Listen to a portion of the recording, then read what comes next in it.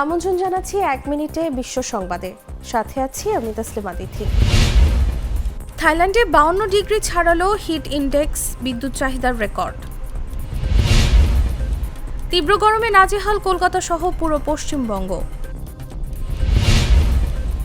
মমতার উপর ক্ষোভ ঝাড়লেন অমিত শাহ।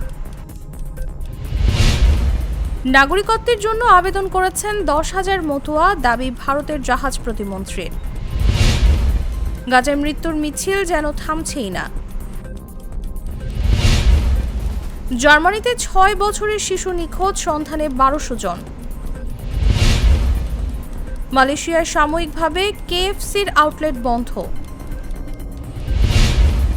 তীব্র গরমে ক্লাসরুম হয়ে গেল সুইমিং পুল, আনন্দে মাতল শিশুরা। যুক্তরাষ্ট্রে বন্দুক হামলায় ৪ নিরাপত্তা কর্মকর্তা নিহত। আফগানিস্তানে মসজিদে বন্দুক হামলা, নিহত ৬। এখানেই শেষ করছি ১ মিনিটের বিশ্ব সংবাদ।